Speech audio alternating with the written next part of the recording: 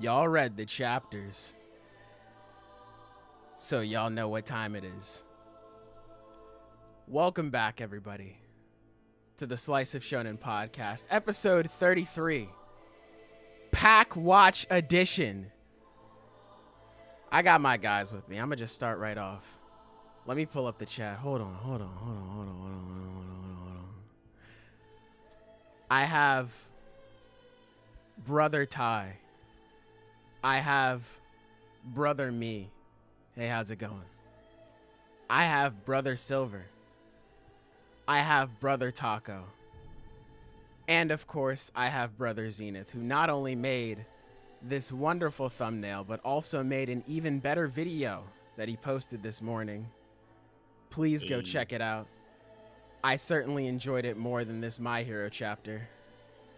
But anyway, how are y'all doing? How are y'all doing? Are y'all feeling good? Yeah. Everybody pretty okay? good. Actually, yeah, I am. Yeah, you know, it's I've got a pretty full day today. Like, things are pretty good right now. That's what I like to hear, man. That's what I like to still a hear. bit sick, but you know what? I'm making it through. That's good. That's good. That's good. Is there anything y'all would like to say before we get started? No, go for it. I guess I would just say, like, I'm just gonna come out and say it. And, like, I reread the chapter this morning with the officials, and I gotta say, I feel like I do actually have a better opinion of it, at least now. Better read the correct one. I mean, I there like the chapter. I there just are don't like the ending. things about. Okay, I'm just gonna put it out there.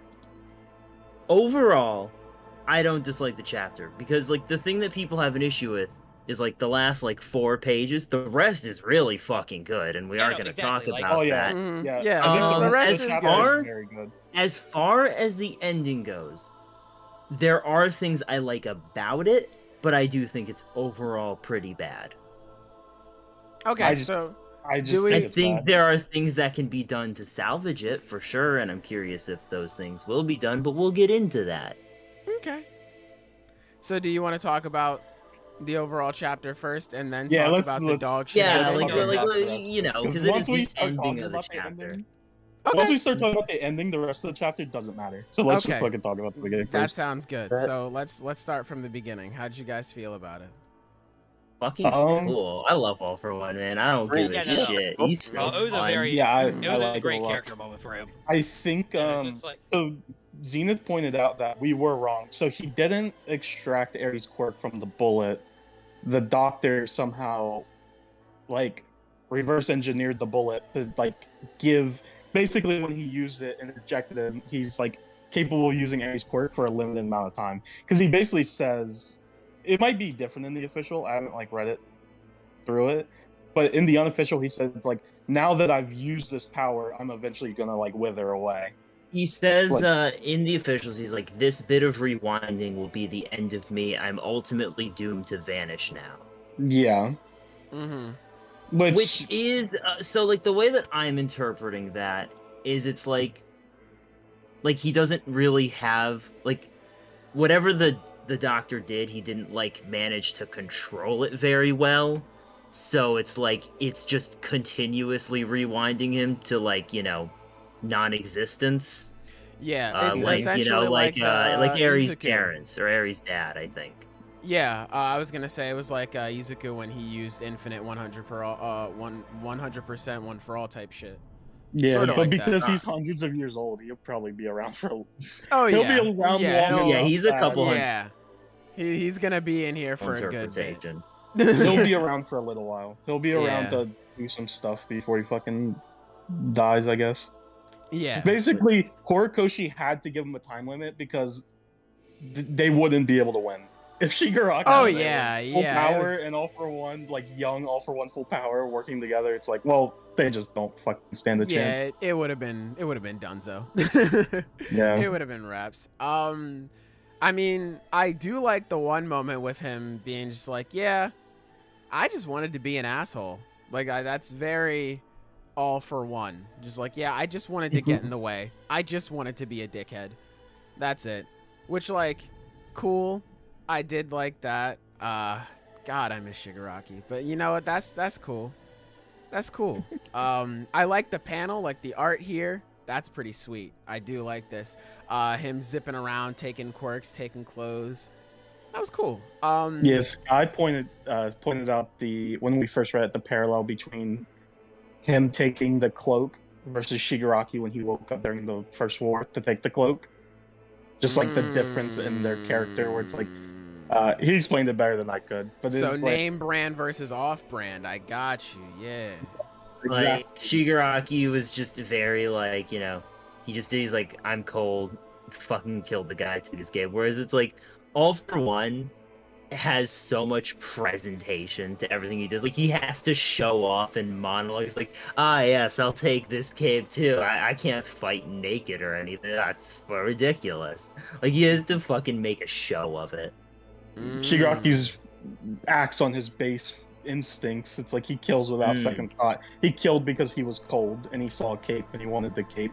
Whereas All For One's like, I could fight naked, but it would be so much cooler if I just stole this bitch's cape. It's just like wrap it around me. Especially like the way he has it like tied around him. It's yeah. That's cool. That's cool. It's pretty cool. Yeah.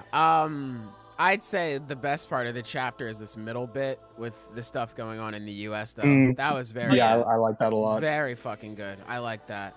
I don't know. Like I'll let y'all take it. I mean, I feel like if we had to name like an overall theme just for this chapter alone, it definitely would be about like passing on the torch and what kind of message that gives. Like obviously you got All For One passing the torch on to Shigaraki in his very own fucked up way, and then of course you got other stuff going on with the U.S. Like think about All Might passing it on to Star and Stripe, and then Star and Stripe trying to pass it on to the next generation, and then even at the very end of this stuff, with Edgeshot trying to say a Bakugo. Oh, that does contribute to that overall message. It's just like the next generation is far more important than us. We gotta do what we can to preserve that. So in that context, yes, I actually do like the bit with Edgeshot, but we're gonna go all into that later. Well, so we will be very thorough on that matter. Oh, yes, like we I will. said, We there are will. things I like about it. Oh, Overall, yes, I we don't will. like it. Oh, we will be very thorough with that. Best believe. but like in the context, Man just in the thinks context he's of this chapter some alone, kind it of villain actually or is a very something. good moment. Bro, you I talk a lot like of the shit bit about with All For One, but the you just president. straight up acting like it's like, oh, I got a monologue, my evil plan. Oh. I'm rubbing my hands together right now. I like am. It's some sort of villain. I am. Listen. I'm enough. My monologues are enough. I don't care to read another nigga monologue. I want Shigaraki back. Okay. I want Shigaraki to pack this nigga up. But no, in all seriousness, this was very sweet, like you said, Silver, about like passing the torch on to the next generation, and just looking out for the children, especially with what Shigaraki said. It was last chapter, right? Where Shigaraki was like, listen, y'all brought kids to war. The fuck did you think was gonna happen? Like, of course some of them were gonna die. So I thought that was a very nice message to have. Like, we have to look after them. We have to protect them. That was seriously really good. I had something else in my head. Oh yeah, I meant to ask, because I think we brought it up last week as well. Do you think, I mean, I feel like this is setting up the US coming in to help out, right? Yeah, I mean, I feel likely. like it's been setting up for that for a while, and it's like, this is why, like, patience is kind of important. Because it's like a lot of people were like, oh yeah, the Star and Stripe fight, that was pointless. It didn't contribute to anything. Like, this is what it was contributing to. Like some shit, like, yeah, is bad in the moment. Some shit you gotta wait for. Like, that's just how it is. So. I mean, I think it's balance. a very fair argument, though, just because of what it presented, like you said, in the moment, where it kind of introduced a problem that didn't really need to be solved until it introduced I definitely think the way it did the Shigaraki time line thing, like the time limit, that was fucking weird. Absolutely. Yeah. But to say it was absolutely pointless is like, well, you don't know that. I think it, like you said, in the moment, it did seem very pointless. And you could still argue, in my opinion, that it was pretty weird how it was set up. But it's nice to have more with Star and Stripe now like just Exactly. having more of Like, this she stuff. has an I impact. do like it. Yeah, I like that a lot more rather than her just being like, okay, I have strong quirk, I have cool fight, I die. That's it. So, because I thought, was cool though. oh yeah, it's one of the best in the series in my opinion. But yeah, I thought that whole fight was just like, oh, okay, well, this is the reason why the U.S. won't get involved. Cool, I guess. But to see it actually become the catalyst for the U.S. more likely than not to actually do something in this war, I like that. I thought that was cool. Yeah, because I mean, I know we're talking about how important it is to protect the children and all that, but I mean, it's got to do more than just protecting them. It's got to be like giving the message, because like what this Akbar guy was saying, it's like sure you could. Or we could try to figure out a way to work under Shigaraki and that'll protect everyone. But that's not going to be enough, because like, what kind of message is that giving in people for the future generation that it's okay for their futures to be stripped away like this? Like, no. Oh, that is not the kind of message we should be giving them. And that's okay for someone like it came to just bulldoze the future or whatever. Or like, you got to show that you got to stand up to people like that. Yeah. And even despite what the danger of it may be. Yeah. Very good Plus, message. it's just very like the over the fourth wall. It's like kids love superheroes, and kids do learn lessons from superheroes from media as they grow up. So Very it's like meta it's a in very that way. real and it's working in the story, but it's also just like true. Like, it is just a true statement. Mhm. Yeah, exactly. Yeah. All for one, as always stated. I'm sorry, I was just looking at comments. Okay. Oh, I have not been moderating. I haven't been. That was the first time I looked at them. I will address Oh, yeah. everybody after this. But is there anything we want to talk about before I just absolutely fucking slander this last bit? Is there anything else I anybody love wants to this. say? I love Admiral Akbar. Bro, what a great addition. Go. Like, he's just a Okay. straight up full on cameo. Like, he's design. His has That dude is almost the ugly, exact though. same design. I think he's cool. But okay, yeah. Before we start to slander, I will just say one more time, and like just in the context of this chapter alone, I still think it's actually a good moment, and because it represents ultimately what everyone was talking about here. Here. I get So, that. yeah, I think I think it thematically works. It's just themes aren't Mhm. everything. It's that kind of Yes, no, situation. and which immediately transitions us into the slander part. Sailor. Okay. Hold This on, I shit actually is got ass. Alright, yeah. You can This say your shit thing, is. I'm Hey, going. hey, let me land. Oh, yeah, I ISO am. ball. Do you think? ISO ball. This shit is fucking garbage. And I'm going to tell you, it's worse than Black Clover. And here's why. Because I said I'd keep that same energy. At least with Black Clover, the shit made sense, right? You have Mimosa, she heals everybody up. Oh, it's fucking crazy with how much she can heal. But at least she's the healer. It makes sense. She's out of mana. Charmy gives her mana. She uses said mana to heal people.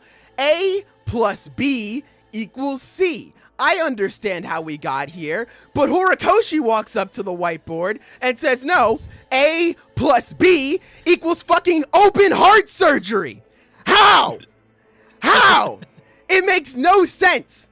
How is it that a nigga who is able to flatten his body is now all of the sudden just, I'm going to replace the parts of his heart and then just pump it? Fucking what? What about Night Eye? Fuck him, right? I guess he wasn't plot relevant enough. Fuck him. He doesn't deserve bullshit ninja healing. What about Midnight? Fuck her. We don't need that. She wasn't plot relevant enough. We could take her death. What about All Might? And before you say, yes, I do understand that Edshot was not one of the people who was aware of what All Might had going on. That makes sense. But as a reader, I can't help but think, wow, this nigga could have solved everything if he just knew about it. And it's so fucking annoying. How can he just do this? How can he do this? And Bakugo coming back, while that was annoying, while I wish we could have got some more time for that to breathe, okay. You know, for a while, we here on the Slice of Shonen podcast have been saying that, you know, it's a shonen. I would not be shocked if Bakugo just made it back. I'd prefer if he stayed dead, but I would not be shocked. Fucking whatever, right? So Bakugo comes back. It's annoying, yes. Blatant audience manipulation, yes. Gave it way too short of a time to come, yes. But okay, I'll get over it. It's the fact that Horikoshi went out of his way to blatantly show there are no healers around right now. Eri used her quirk to bring Mirio back, and that took her months. There's no fucking way. What, is All Might supposed to just airdrop Eri onto the battlefield like she's a fucking Call of Duty kill streak and heal up everybody? No! I know we got kids on the battlefield, but that's a toddler, nigga. We're not just throwing her out there, so she can't do it. Recovery girl, tired. She can't do anything. All of our heroes who could possibly heal are gone. And the fact is, Horikoshi went out of his way to show this. And I'm thinking in my head, all right, Deku's gonna show up and he's got his quirk and he's gonna heal him. Fucking whatever. There have been plenty of other theories that have gone around about how Bakugo could come back. So how is it that the author of the story picks the worst one? This one wasn't even on the table. It wasn't even on the table, chat. This nigga is just making shit up. He's making shit up. At least with Black Clover, it made sense. But it don't make sense here, chat. And then this nigga wants to give me the, oh, sayonara, president. Like I give a shit about this nigga. This is probably the same thing that people were feeling back when Jiro landed a hit on All for One. And back then, I made a video talking about why that moment was very good. And I still think that. I think that was a very good moment for Jiro. And the reason why I think this is fucking stupid is because you could at least explain, right? Okay, Jiro inspiring all of these people to launch an attack or to briefly betray All for One. That makes sense. You know, the whole chapter in that point makes a big deal about how Jiro's just this average girl. She ain't nothing, blah, blah, blah. You're not special, whatever. So it makes sense why this average, not special person still standing up to the Demon Lord and fighting against him regardless would inspire these people to move. That makes sense. The entire series has been leading to shit like this because the Hero Society, or rather the civilians in Hero Society, up to this point have just sat by and been bystanders, and they haven't done anything. They've just sat back and let the heroes solve all their problems. And in Act 3, when Ochako was giving her big speech on the roof, you had the guy standing there and being like, how long are we going to let all this shit happen? Blase blah. Makes sense for the civilians to get involved. I understand this, but how the actual fuck does this nigga Edshot do this shit, bro? On top of that, like I said, fuck these other characters who died, right? Because they weren't plot relevant enough. No, we didn't care about those people. Did you cry during Night Eye's death? Well, fuck him. He's not important. Did you cry over Midnight? Or were you at least a little upset? Well, fuck her. She's not important. Do you get sad when All Might gets so sad he can't do anything in this battle? Well, fuck that nigga too. Because he's not important. No. I need to become a bullshit. The fact that this nigga can even become a pseudo replacement for a heart is crazy. It's actually crazy. This is a new low, chat. This is a new low. And I thought about it because I read the unofficials on Thursday and I said, damn, Sailor, are you overreacting right now? Are you really just going crazy for no reason? Look at you. You're walking around your house, pulling your hair out, screaming your head off. Ah! Like I was Kendrick Lamar on that one song. Ah! What is wrong with me? And then I sat down and thought about it. You know, I pet my dogs on their heads. They're very cute. I love them. I ate. I slept. I woke up. I did the same thing. I slept again. I woke up, did the same thing. And I said, damn, it's Sunday. And I'm still feeling the same way, chat. I'm still feeling the same way.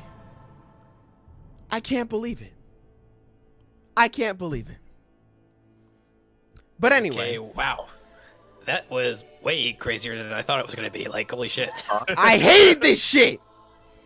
But anyway. Yeah, no, we got that part. We got Anyway. we got that part.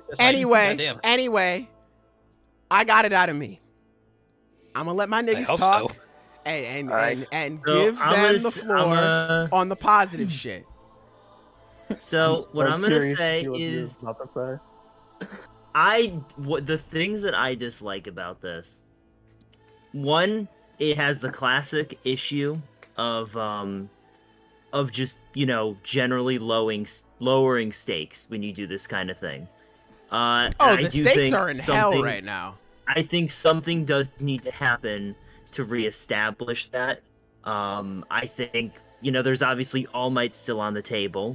You know, that's a big thing that can still happen that I think is there. The problem, and I'm not going to say stakes are in hell because it's like, the problem with this sort of thing happening is when it's a consistent issue. Like, a few times is an issue, but it's not like the end of the world. You can still have a chance to reestablish that and make it better. And I'm interested to see if Horikoshi has anything in mind to do so. Mm-hmm. Like I said, the All Might thing, that's still very much in the air right now, and I'm curious if he's gonna follow through on that. What I will say, I completely disagree on it not making any sense. I think out of all the ways this could have happened, this is literally the best possible one. You just like it because the attack is named after you, bro. Don't lie to me. Wait, it is? Yeah. Oh shit, it is. Oh shit, I didn't even notice. Like, I noticed that. Okay, cool. Okay, so fuck yeah, best chapter in Shonen. Let's fucking go. Actually, it's like, here's the thing. It does require some stretch of the imagination a little bit. I think it is annoying that we haven't gotten any sort of idea beforehand that he can do something so precise. But it's like, the problem with Genus doing this, right, is a lot of people were like, well, he'll just sew that shit back up, and it's like, well, he's not a fucking heart surgeon. He can't do that. It's like, the difference is, it's like, you have this guy whose like entire usage of his quirk has been doing precise medical shit. Like, oh yeah, you can't like breathe, like you can't move because of what I just did. But like, it's not lethal. I didn't kill you. Like, he's been doing that kind of precise shit like the entire series. And yeah, like I said, this is a stretch, but what he does is he's basically just kind of a very loose version of a shapeshifter almost. Like not literally, like he can't do anything, but he can fold and unfold his body at will to go into these different shapes. So what he's essentially doing is just replacing the missing bits. I think it's weird. But I think it's how? kind of crazy, but I think it's really creative, and it's not like out of the realm of possibility. It's not like it's not like he came in and just said, yeah, I have an ability that shoots lasers, so I'm gonna use that to heal people. It's like no, it's not unimaginable. But how does he act as a heart though? That's the, like, well, I understand he knows medical shit, but a surgeon can't just be a heart. The fuck? Like, he's basically unfolding his body to create the shape of like the necessary missing parts of the heart.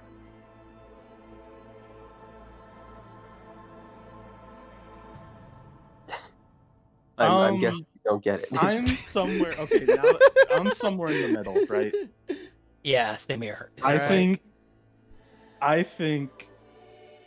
Here's my problem. My biggest problem with this was I didn't care when I was. Yeah, no, reading that's the biggest issue. that's- No one gives a shit about Faker. Deadshot. That's the it. problem. Yeah, I was just like, Yeah, this is how he's gonna come back. Okay, like that was my literal okay. reaction when I was reading it. I was just like, okay. So to address both Sailor and Venus, Sailor's point, I agree with Sailor that doesn't make sense. I don't agree with them that Ed Shot could have solved like midnight. Yeah, or no, all like night I wanted to enders. bring that up too. Is like, I definitely don't agree that he could have just like resolved all that other stuff with midnight and all might and all that other crap. Like that just seems like a little much. Well, of a- why not? He could like, you become wanna a talk human about- heart. So why not? Well, because I don't he think has it's to that's simple, sacrifice Sailor. his life. He has to sacrifice his life to do these things, and it's like the context of the scene is the only reason why he's doing it. He's doing it because Yeah, if exactly. he don't, he's It's gonna like- die anyway, and the entire battle will be lost. He's doing it because Bakugo's their only chance of fighting back. So Yeah, I that mean- leads into a different issue that I have with it, but I don't agree that he could have solved those problems. Now the Yeah. heart bit. I mean, he could It have. doesn't He make just sense it to just me. wouldn't have been in character, I guess, since we're talking about the context of the moment. But yeah, he okay. absolutely could have He fixed those could've. problems. Yes, he could have. He could have done those things, but it's like he wouldn't. So it's like Okay. it's kind of a non. It doesn't really. It's kind of a non-issue. You know, what I mean, it's like it doesn't matter. Yeah. In the end, it really doesn't, I suppose. Because I mean, look, I don't know if it's going to be as straightforward with that, but it's just like to say that he can just immediately solve all the problems in the theory is with All Might and Midnight and Night Eye. It just seems like it just seems like too much of a stretch to say all that. So- How? This nigga became an organ. Hold on, wait. I'm literally about to get into that. I'm Okay, literally all right, about to all right, get into that. Taco. I'll give The you way your room. Go I ahead. see it is like he's made of fleshy bits. He's unfolding and taking the form of a different fleshy bit. Like you know, I don't know. That makes sense. But he's to me. still like a living person. He has all of his organs inside of him too. So it's like I he's said, I forming- understand that it's one of those things where it's like I absolutely agree. There is some fucking suspension of disbelief that Horikoshi is asking here, but to say that it's like just doesn't make any feasible like even just with a stretch of the imagination that it just doesn't make any fucking sense that it's like adding 2 + 2 and getting 70,000 like that's just I don't agree This with is that my at all. problem with it. If as a writer, if you're going to introduce an unorthodox solution, you can't leave it unexplained. Like you can't. There is only so much disbelief to be had before the disbelief becomes negative. I think Yeah, we I will can get see an that. explanation next chapter, though. I will. I guess to true. his Yeah, defense, it's I think like- we will get one next chapter. I do think a big part of it is the wording is kind of fucking with people because it's like in the last page he says I will be this boy's heart, but like earlier he just says I'm not too late. I shall replace what's missing, make it pump. Like Mhm. that's a lot less severe, and I think the I will be the boy's heart line is meant to be more like it's meant Symbolic. to be more symbolic of like you know the more metaphorical heart. And I definitely can see how that wording is fucking with it a bit. Because like So- here it's just he's just using his, you know, body to do the work that it can't be done. Which like yeah, it's weird, but I don't think it's nonsensical. So this Mm. is my problem with it. I'm sorry, My I have to lay problem that with so it- much. My problem with it is completely separate from both of your guys' problems. My problem with it is Bakugo is going to get back up and continue fighting. Yep. Yeah. It I don't makes know if I would no go- sense to me. It Yeah. makes Okay, well, no hold- fucking sense to me that this dude Bakugo, yeah, they're tough. They're fucking manga characters. They're really tough. They can take a lot of damage. Open heart surgery is like one of Yeah, the no, most look. invasive, fucking traumatic things a person can go through. The fact that this motherfucker got a hole punched through his heart and he's gonna get back up and continue fighting. Because here's the thing: people might say, "Well, we don't know. He might not get back up." He's getting back up. Why the He's fuck? absolutely getting Why back the up. fuck Yeah. else would this even happen? what was the reason for this entire? Okay, this is actually a question I want to shoot to not only people watching and you guys. What do you guys think? Because obviously right now it's hard to say. We don't know. We need to wait. Truthfully, we just need to wait and see what happens. Mm-hmm. But as of right now, I'm really confused. I'm like trying to figure out the purpose of this scene because it doesn't really feel necessary. Yeah, it doesn't feel necessary. Weird, because like if we're looking at if we're looking at the broad thing of it, right? Bakugo gets his power up. He has a nice character moment. It's a good chapter. Fucking heart damage, down for the count, dead. Then Edgeshot does his thing. There's a nice little character model. Like I said, I like it thematically. That's about it. And creatively, I guess. But that's like, again, I have my issues there too. But he does his thing. Bam, he's back. He's probably going to be fighting because otherwise, why give him a power up if he's not going to use it for the final battle? And then, yeah. Why? Where does that go? Why did it need to go from point A of him getting a power up to him continuing to fight with that? Like, why is a death got to happen in between? And like, here's the thing. I saw some stuff in chat. It's like, oh, it's to build hype and get attention. MHA doesn't need that. Like, I genuinely do think it is just because Horikoshi he's done that a lot in Act 3 specifically. I mean, like, the most obvious example is with Toru being like, oh, the traitor, and it showed Toru and is like, oh, actually, just kidding, it's Aoyama, next chapter. Alright, to be fair, I found that fucking hilarious. Like, that did not bother me. I just laughed my ass off when it got revealed. I'm not saying it's like, it like bothered me to that extent. Okay. I'm just saying it's just like, there's been a lot of just like, random shit, like a lot of pointless shit that's just like next chapter is like, oh, okay, so that didn't matter. Yeah, it's I want to see what he's thinking, because it's like, here's the thing. I feel like comparing that to the Tora moment is like, I get why you're making that comparison. Like, I see the connection. I think the severity is very different. The severity is absolutely way different. And I was just using that as an example. Yeah, no, I get what you're saying, but it's to the point where it's like what is the vision? There, like, dead ass. I do think it is just tell what Horikoshi's thinking. Here's the thing. If that's how it ends up, fucking L on me, I guess. I'm wrong. But I feel like he's earned enough benefit of the doubt in these, like, 300 plus chapters to be like, well, what's the plan here? Why'd you do this? So from what I've read, the two major things that I've seen based around this Bakugo stuff, just the Bakugo stuff, excluding all the other outside stuff that's like happening. Well, actually, hold on, wait a minute. Let me get to my point. It's like we got where Bakugo, his heart got ripped open. He's close to death. He's about to die. His heart stops beating. And he has the vision of the vestige of All Might. Mm-hmm. So that might be introducing the idea that he has some connection to One for All, and he needed to somehow die or get very close to death to like awaken that state of seeing All Might. That's a possibility.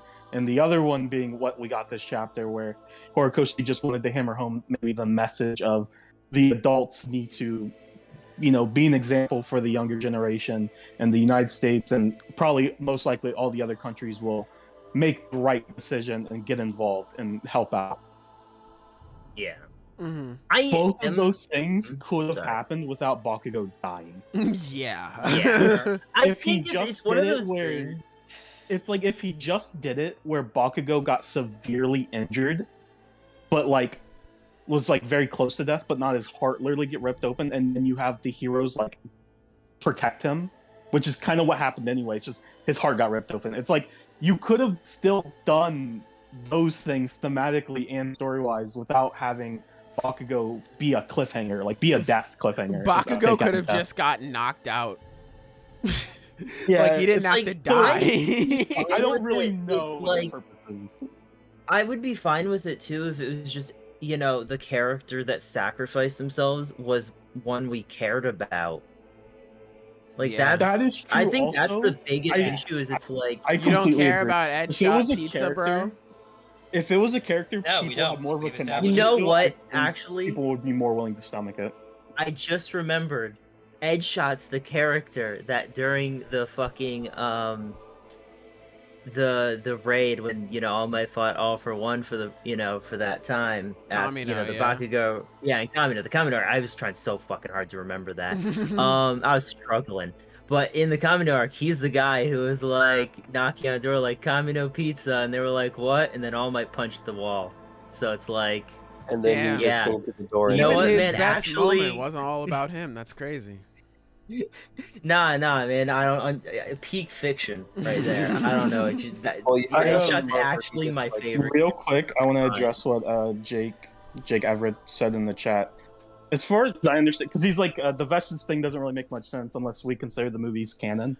I don't know Yeah, Like, I Zenith- think we Zenith will would just know have to more wait than on me. that. about like whether or not how canon the movies are, but it's one of the things where The movies. Okay, sorry. Go on. The it's movies are odd that referenced. Bakugo. It's odd that Bakugo saw the vestige of All Might in that moment, because it's like he has to have some type of connection to All for One, because in that moment when he's close to death, if he's thinking of All Might, if there wasn't a connection specifically to the power of All for One that contains the vestige of All Might, One for he all. would have just seen All Might. Yeah. Yeah. Like, in his dying vision, whatever you want to classify it as, his life flashing Yeah, before final his eyes, moments, he would have yeah. he would have seen All Might, but he specifically saw the vestige of All Might, which is something that only exists within Deku, and is something that only Deku knows what it looks like. Mm-hmm. So how is he capable of seeing that? Unless it's just purely supposed to be like symbolism, but it's like, that's odd. That would be an Yeah, odd that's a thing. weird Like, choice of character design just for symbolism. yeah, that so it's like Yeah. I feel like I don't know. Yeah, it's like I don't know if Bakugo does have a connection to One for All, or the movies are canon, or whatever's going on.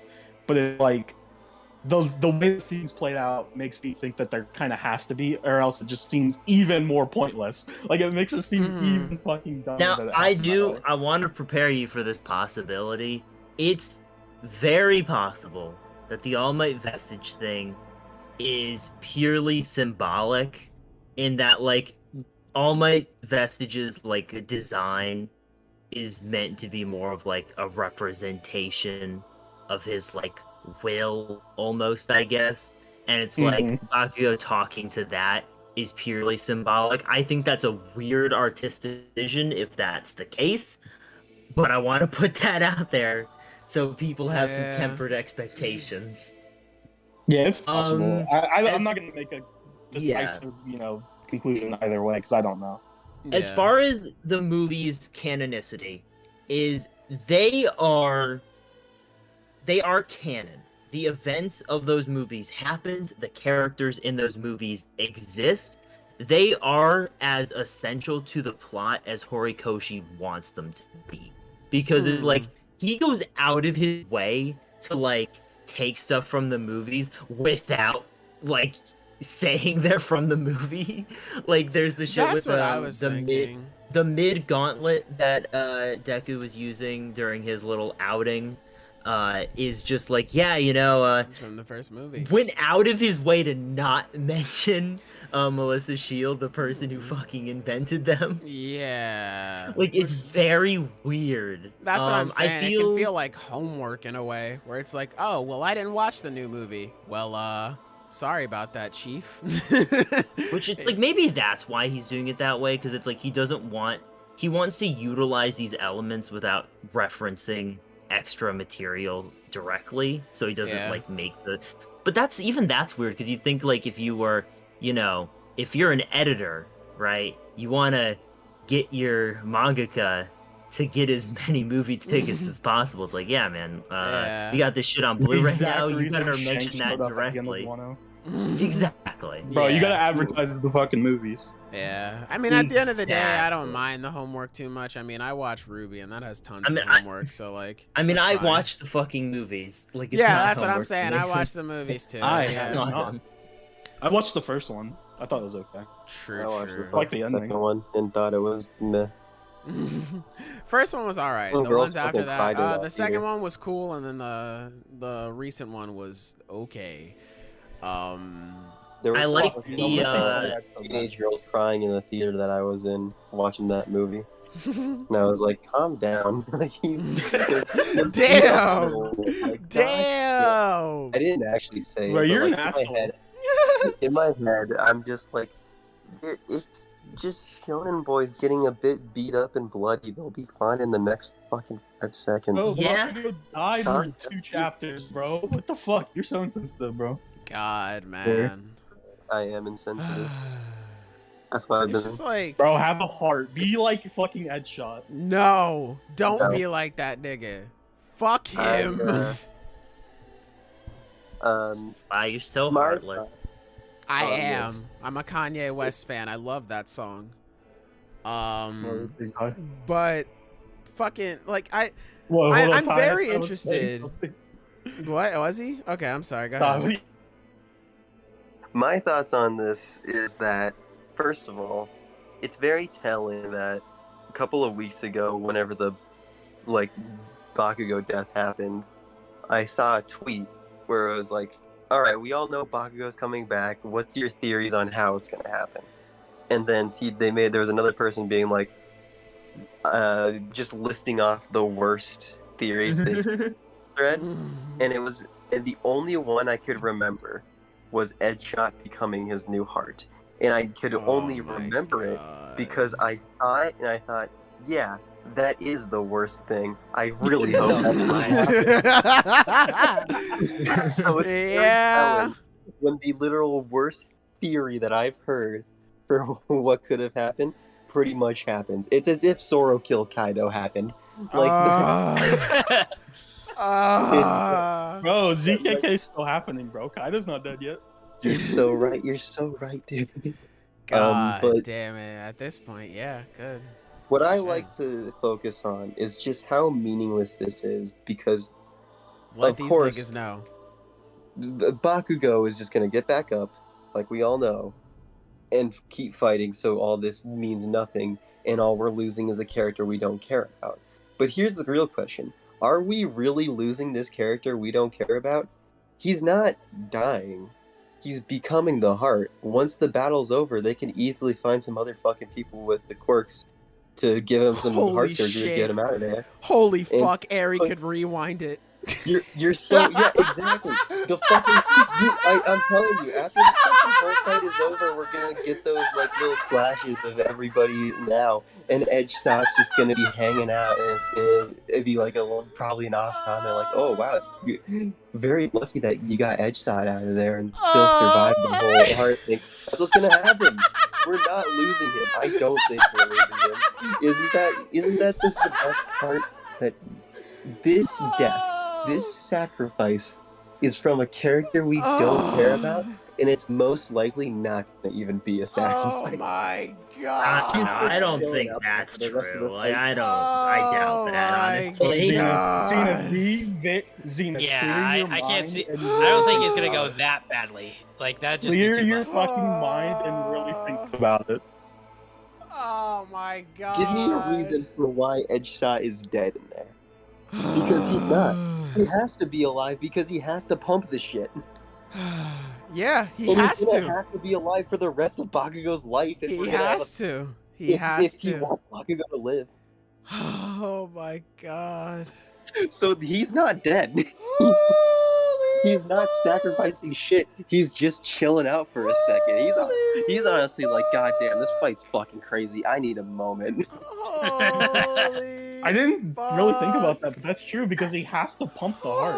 Like he has to Holy stay He has to alive. fuck, be alive to be Ty. able to pump the heart. Because that's the entire issue to begin with, is that his heart stopped. So Edgeshot has to be pumping his heart. If Oh he's my dead, he's not God. sentient enough to move. So like he can't pump the heart, so he'd just be a bunch of limp organs in there. Like, It's fucking even doing worse. nothing. He's still alive. Zenith, I know you don't want to see it, but I know you're seeing it. Bro, don't be you're not seeing the vision. Don't be like Sailor 2.0. I ain't Oh down no, for that. it's not a vision. It's It's not a prediction, it's a spoiler. Holy fuck. Bruh. Wow. we're gonna see him in like a little. The thing is it's like like, I find it difficult to believe that there isn't going to be other shit for Eri to do when she's like a one-time usage thing. Like, there's still a lot of this arc left, and she's like a one-time usage, so they're gonna have to. I don't even think it'll her. be Eri. If he keeps Bakugo alive long enough and they can get him to a hospital, they can like surgically remove Edgeshot and like keep his heart fucking from falling apart. Yeah. They have superpowers. There's like they can fucking do whatever. Like fucking Recovery Girl, maybe she'll be like strong enough to fucking keep Bakugo from dying fiction, instantly. Zenith. They can just like at the very Zenith. Remember, like, they can these characters. They can just introduce some guy at the very end who has the power to like duplicate organs.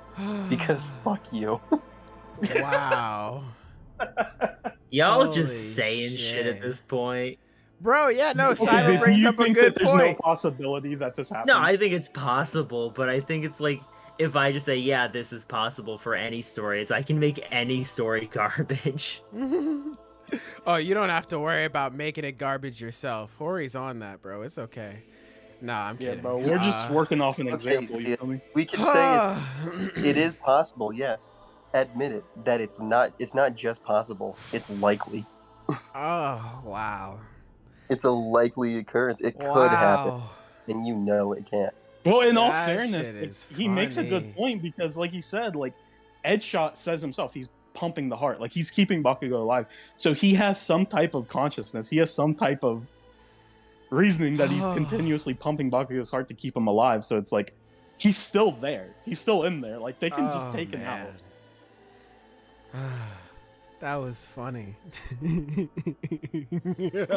other thing I just wanted to bring up was with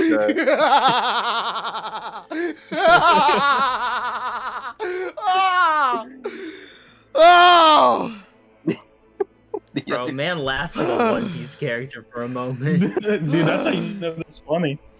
The other thing I wanted to bring up is that was that funny. That is the laugh of a man slowly losing his mind. Oh, that was funny. Now, next I want to bring up is I want to oppose some of the stuff that Sailor said. Okay. But more in like a case of like, not like you're wrong and an idiot, but like, so the stuff whenever you're saying that if Edgeshot could have saved these other people, Right. I'd say with Night Eye for an example, Night Eye is someone that they could at the time. They probably could have afforded to lose in a way. Like, it's a very powerful quirk, but, like, not only is he a grown man, he's lived a good life, and also, like, you know, it's after Bro, the fuck that dude. so, Go ahead, like, Ty. it wouldn't make sense for Edgeshot to, like, just, if, like, the surgery that they were doing at that time, like, wasn't gonna save him, I don't know if Edgeshot could have, you know? But because he was in the hospital bed, like he was fucking, like it was too late at that point, pretty much. If the actual doctors couldn't fix him, Edgeshot can't. What and then the fuck? Hold on now. No. Bakugo got his chest ripped open. Bro, if he just got taken down to Central Hospital, he'd be alright. That's true. You know what? Yeah, that's for True City. I think they could have, if he immediately got medical attention, they probably could have kept him from dying. Like, Yeah. they wouldn't. The pump his problem fucking is heart they and were in get the back up middle and of a fight, battlefield. Exactly. This, and then with the Midnight Death, the problem with that is we don't know like the exact way that she died. Yeah, that's so fair. like we don't know what caused it. If Edgeshot could have done anything. Yeah, but that's at the fair. They same just time, beat her up till she fucking stopped moving, bro. yeah, at the same time, it was like it was mid-battle. It was somebody who like they could afford to lose, and you know, it's an adult woman. Bakugo is a teenager. He has a lot of life ahead of him. He's very young, so it's like harder to lose. It's harder to lose the young than it is to lose the old, in a way. So I get why not only want to save him for that reason, but also for the reason that they're in the middle of this huge fucking battle. Like, this is a very important battle. Mm-hmm. And Bakugo is just one of their biggest heavy hitters. So I get why Edgeshot would choose this moment to save somebody rather than the other two. I still hate it, so. Yeah. I Kill mean, him that's first. fine. Like, I understand the context for why he saved Bakugo here, but I can't just, as a reader, I can't help but think, like, wow, Edgeshot could have fixed this. Like, when I'm looking at Night Eye, it's like, yeah, Edgeshot could have just fixed it. Why not? Yo, Fuck it. Headshot, you want to come in and just like be some dude's organs? Yeah. No. Right? Fuck Okay. it. Alright, sorry for bothering you on your day off. That's rough. Always have Um, that on your fucking. Alright, Night Eye said no. Yeah, sorry. right? Yeah. Yeah, he doesn't fuck with you. Sorry. He Yeah, doesn't he care he about chose you. to live. Yeah, sorry, he just doesn't like you. Sorry. Yeah. Sorry, you're not relevant. We don't need you anymore. We'll need And, Bakugo in a few honestly, like- chapters. Like I said, he's not going to be like sacrificing anything to save you. He just need to be in you for like a little couple hours before we get a doctor to actually help you out. But he just decided no, he doesn't want to be. Yeah. he doesn't Yeah, want to be no, fuck organs. that. Yeah. No, that's dumb. Yeah. He's Yeah. busy. He's got his like nephew's piano recital going on. So he's, Yeah, that's stupid. Why would I heal him? That's dumb. yeah. No, Well. but man, I will say I'm eager to see what happens next. You know, I'm eager to see what happens next chapter. That's it. I don't know. Because at this point, I feel like fucking anything could happen in a bad way. Fuck it. Who cares? Who cares? I think it's just so weird, right? It's a very weird thing to I happen. think it's just so weird. And earlier I said I didn't really care about the timing, but like after a chapter where it's like, oh man, it looks like all hope is starting to be lost for the heroes. A chapter later, being like, nah, psych, we're good. All right. Yeah. Okay, cool. I stand for Shit, the we idea that 30. the Bakugo shit was entirely made for shock value. Yeah, absolutely. Absolutely. I think so. Gotta get them fucking numbers up, bro. Get them Yeah. sales. Yeah, up. it's Yeah. to like increase readers' attention because even if you look at it like how big that was online, like the couple of Oh my god, weeks yeah, ago, it was everywhere. like people were. I'm scrolling by Yeah, no, some that posts, shit was wild people back just then. straight up saying that he's dead. I'm like, guys, y'all are spoiling this for some people. I hope you know that. Like, we were watching it. Okay. It's fucking insane. I mean, the podcast that we had covering it had like 1K views, which is insane. We've never hit that before. Yeah, it's our most viewed podcast. Yeah, ever. Yeah. it's fucking insane. Yeah. It was a crazy big thing that happened. So, yeah, it's entirely that to generate interest in what's going on in My Hero, and then maybe Yeah. people are gonna start reading it. You know? Oh, Yeah. before we move it, this has nothing to do with the chapter.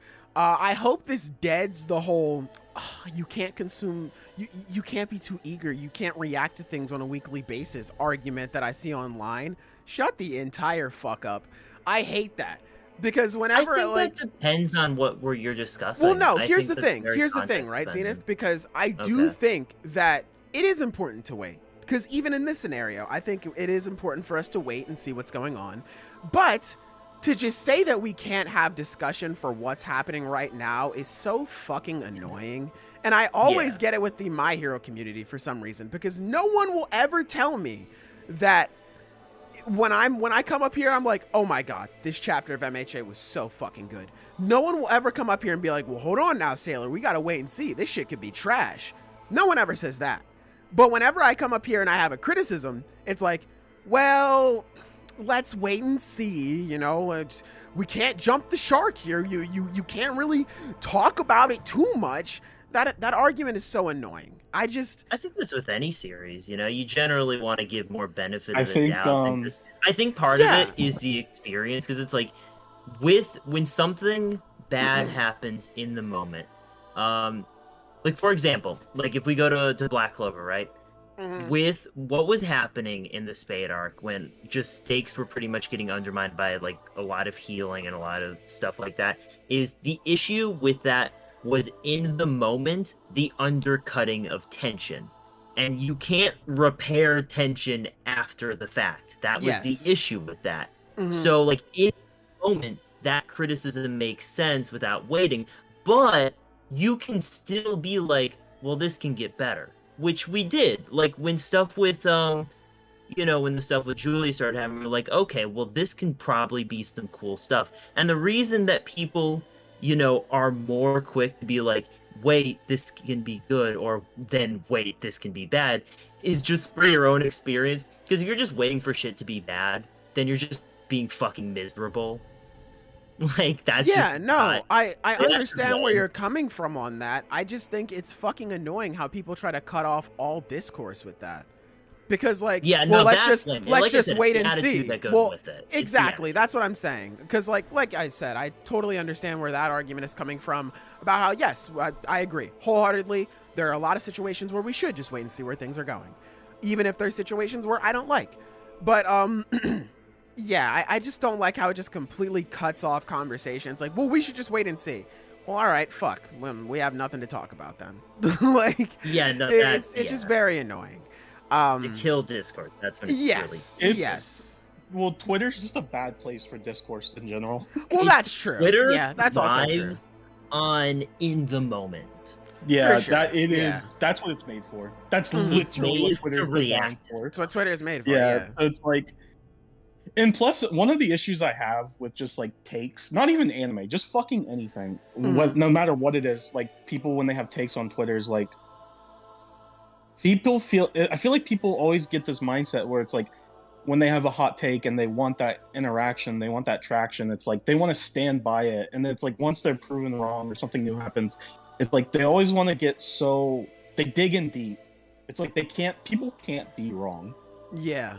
And it's like, I don't know. I've always reserved the right to change my opinion based on gathering new information. Yeah. No, Taco, you switched up, bro. No, you changed, Taco. Bro, no, you switched up, bro. Mark, the YouTuber. Y'all see what happened with him lately? Yeah, which was so fucking weird. I was like, y'all niggas are weirdos for real. Bleach.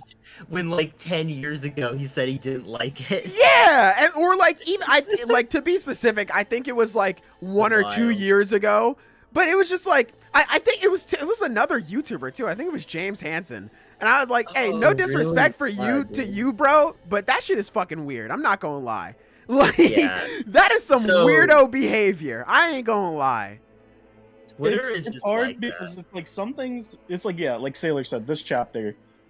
He didn't feel differently after sitting with it for a couple of days. It's like his opinion hasn't changed, but it's like if his opinion did change, I wouldn't have been like, bro, you disliked it 3 days ago. It's like, yeah, that was 3 days ago. Yeah. Like people's opinions change. It's not just weird. It's not a sin. It's not. Yeah, right. You can change your opinion, opinion, whatever. Chapter. Yeah, I was just about to say. Yeah, let's talk about One Piece. I don't really have a whole lot to say about the next couple chapters. Yeah. Oh God. I am. Hold on, let me change the music for y'all, chat. Hold on. I'm very mixed on One Piece.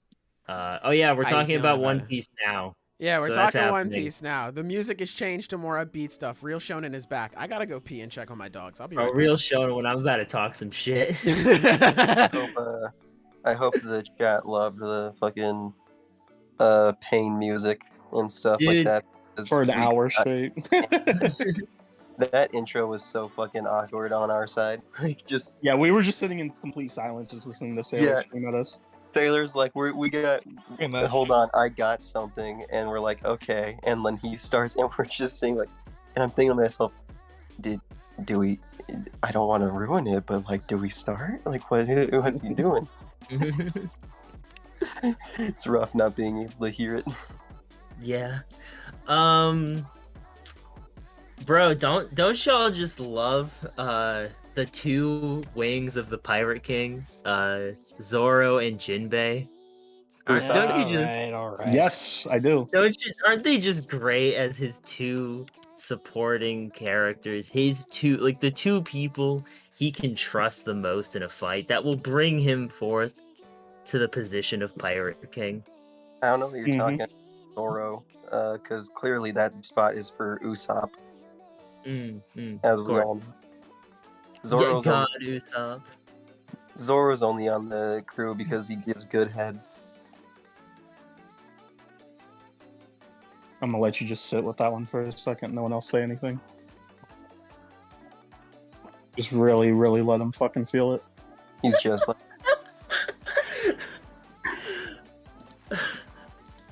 All right. Yeah. Bounties are a mixed bag. I think most of them are good. I like the whole scene where it's going through the different stuff. I like that Usopp is terrified because he has a huge one now. I like that Frankie's pissed because he's not even on his own poster. I like a lot of the little gags. I love I love the moment where it's like, it shows Luffy beat up, locked in a cage. It says Emperor of the Sea, Monkey D. Luffy. Yeah, no, that's probably one of my favorite bits in this chapter. It's like he's the Emperor of the Sea now, and he still get 11 this shit happen to him. Which I guess is still very much just Luffy. I like most of the bounties. The only bounty I don't like is Jinbei's because I don't think it should be higher than Sanji's. I understand logistically why it's higher than Sanji's. It's one of those things where I understand all the reasoning behind it. I just don't agree. Because it's like Jinbei, former warlord, former captain of Fisherman Pirates, former right hand of Fisher Tigers, been on multiple Yonka crews. He's a big deal. And technically speaking, Sanji and Zoro did get bigger increases than Jinbei. Their bounty did grow more than Jinbei's. But it's like, and I also get the reason, because I've seen so many people trying to explain this shit away, like on Twitter, because it's like, oh, well, pre-time skip, Sanji had the 4th highest bounty. Robin had a higher bounty than Sanji. And it's like, okay, that's true. But like, why? Like, why not just make Sanji the 3rd highest bounty? I understand it's for a gag. And it's like, Oda likes his gags. The truth it's like that you have to realize with all this bounty stuff is it's 90%. It's there for like a fun gag. They don't matter. Yeah, it's there. Yeah, they don't matter. It's there because like it's a nice sense of progression. I guess to see how far. Yeah, progression. That's what I'm looking for. It's a nice sense of progression for them all, and also it's just funny because like the big truth is for most of these characters, I can't even remember what their bounties were originally. That's true. That is the like core thing about bounties is like people, the One Piece fans, myself included, enjoy them. People really like bounties. They're like a fun aspect of the series, but ultimately they don't matter. Like they really truly don't matter. And it's like, because like even if examples like, oh, like this chapter we learned Mihawk's bounty, and here's the thing, Mihawk's bounty fucking insane. Mihawk's bounty is really high, and it's even more impressive. I don't know what they say in the official because I haven't read it. I've only read the unofficial, but in the unofficial they were like, oh yeah, Mihawk's bounty, it's that big because he's fucking strong. Like, he's known as the Marine Hunter, and he did all these things. He was completely solo. He doesn't have a pirate crew. He doesn't have subordinates. It's like, that's so insane to me because Mihawk's bounty is that high as a result purely of his own strength, which is what bounties aren't. Bounties aren't a representation of a person's strength. It's a representation of their threat to the government. And it's like, well, Mihawk got that because he's really strong. He was fucking killing Marines left and right. Which is like crazy. I mean, like I just got back. Hey, how's it going? I don't know if anybody mentioned it, but just the fact that Mihawk used to slaughter Marines, and then they were like, okay, bro, hold on. I really like the parallel. Can you please come and work on our side? He was known as Marine Hunter, and Zoro's Pirate Hunter. Yeah. I think that's cool. That's good. It's sick. My issue with Mihawk's bounty, and I want to say is like, I was going over this before. I understand all the reasons it's set up like this and why Oda did this. He wants to build up Mihawk as this incredibly powerful force. He loves hyping Mihawk. Like whenever he's on screen, it's because he's gonna say or do something cool, and when people talk about him, they're just gonna hype him up. Like he's that kind of dude. It's so weird to hear your interpretation of that because other people in the One Piece community are just like, yeah, Mihawk's not that great. And they were genuinely surprised by this chapter. One Piece fans are... I don't want to insult anyone directly on stream, but like, goddamn. One Piece fans, I think, are the most tribal fans of any like fan base. For sure. They will pick one side and fight for that side till death. God, Um, Shanks it versus would go Mihawk to has been war. a debate for like ever. It feels like. Yeah, here's the thing. I love both Shanks and Mihawk. They're both really cool. Who's stronger than the other? I don't know. Yeah, it doesn't Yeah, matter. I don't know. I don't and care. care Yeah, until I right. see it- Are until they I going see it, to like, fight on screen? official No. instead. Like, I it doesn't think- matter. I think whenever the it comes thing- to stuff like that, what I say usually is you can have fun being like, okay, let's look at what all these characters do, how their feats are like, and just see like how who would win in a fight. You know, that's fine and fun to do, but you can't be like that's the end all be all of how it is, Yeah. because this is a series where, like, let's say Shanks is stronger than Mihawk. Well, Mihawk can just go fuck off for like 20 minutes, train, and then be stronger than Shanks. You know why? Because this is a work of fiction. It's That's does show that. it's not entirely the fans' faults. Oda does it on purpose. Oda enjoys this type of discourse. Like, he does it on purpose. He likes the rivalry between Shanks and Mihawk. He likes people talking about it. He likes the rivalry between Sanji and Zoro. He will never, because that's the thing, he will absolutely never give an answer who's stronger. Like, if you ask him, like, oh, who's stronger, Zoro or Sanji? He'd be like, well, Sanji's eyebrows a bit curlier, so it's like, he's not gonna give you it's like, because it's like, once he gives an answer, there's no more discussion. Yeah.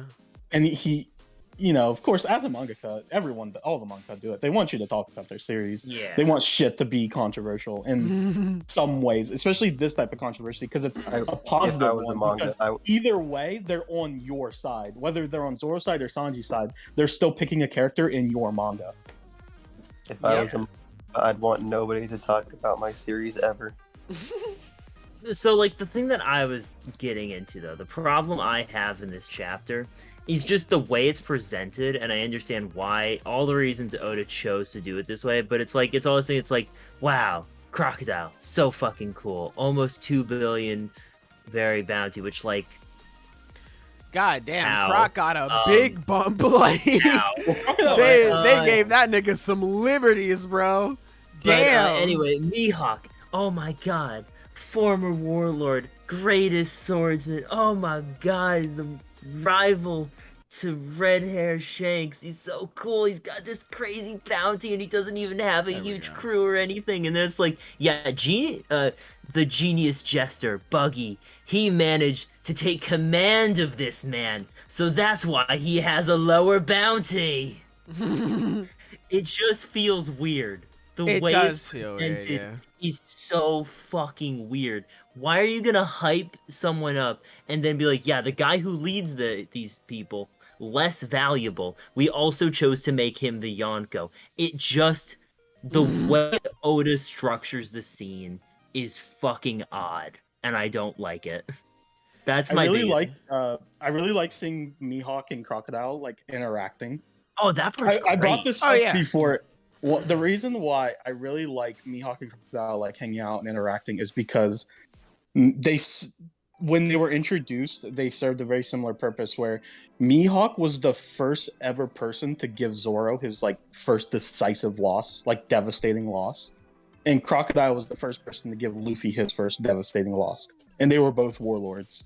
And now to see them like teaming up, all as former warlords, I think it's really, really cool. I like Cross true. Guild. Never I thought like about all their that. interactions. I love seeing Crocodile where he's like, because Crocodile knows Buggy's full of shit because they fucking were at Impel Down together, so he knows he's super weak.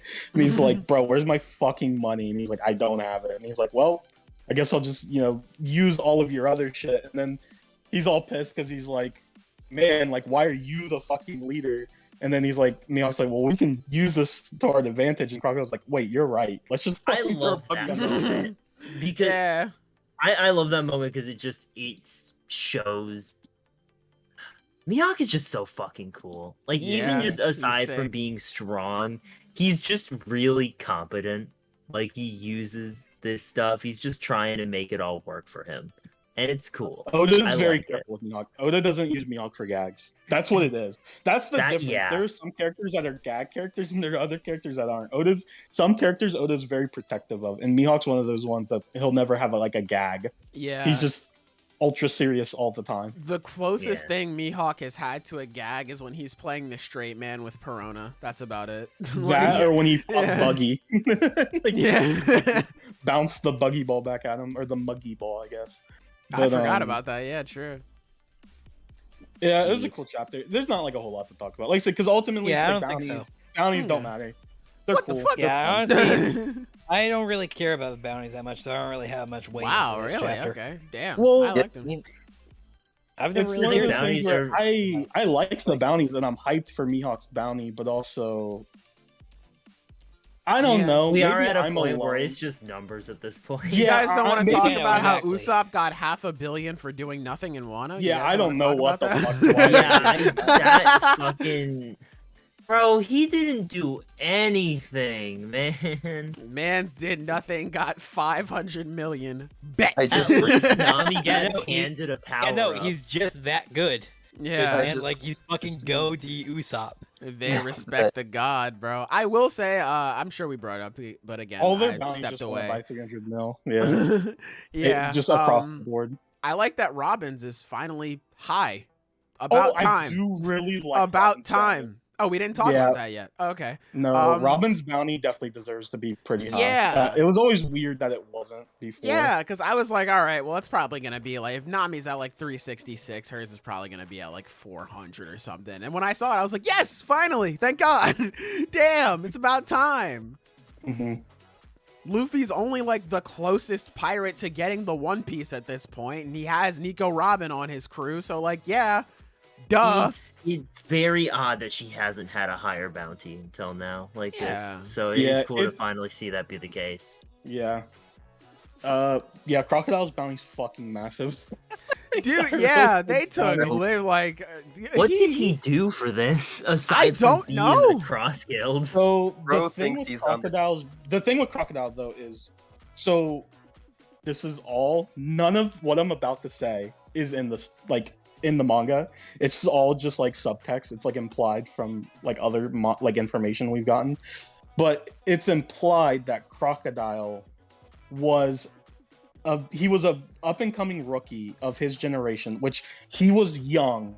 I don't know how old he was, but he was like around Luffy's age, probably older than Luffy when Roger died. He was inspired by Gold Roger. He wanted to become the Pirate King, and we can see that on the Baroque Works cover story where I forget what her name is, but she like she paints them all as like their dream, and Crocodile's Miss was to Golden Week. become Miss Golden Week. Crocodile's was to become the Pirate King.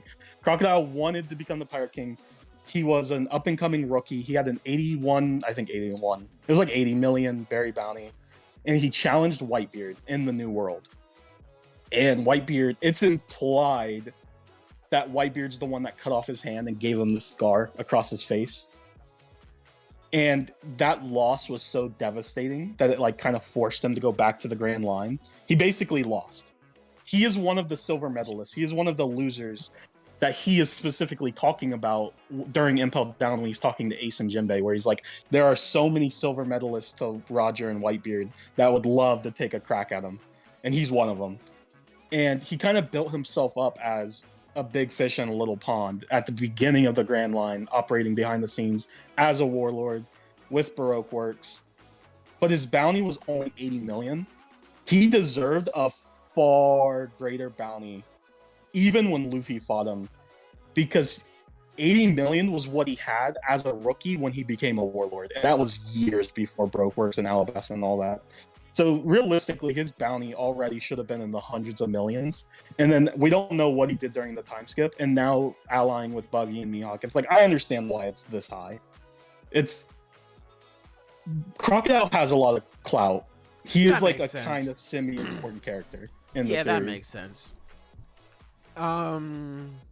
Did we talk about I mean, like, very briefly, but I really like the Luffy and Nami interaction, especially with Jinbei. It feels like it really does. It was really good. Yeah, it really does. Pun definitely intended here. It feels like Jinbei is a fish out of water, where he's just now learning the crew dynamics. Where he's like, oh, Yes. okay, Yeah. yeah, like I like that. Now like, he gets to be scared of Nami. Exactly. Yeah. Like it feels like I like these moments where we have the crew interacting and like he feels like he truly does feel like he's new. Like, it's not like he just comes in and he's just like, all right, I'm in. And he's just immediately in it. Like, no, it feels like he's like, hey, guys, this is my first day. Oh, my captain's in a cage. That's awesome. Like, I think that's great. Damn, man. I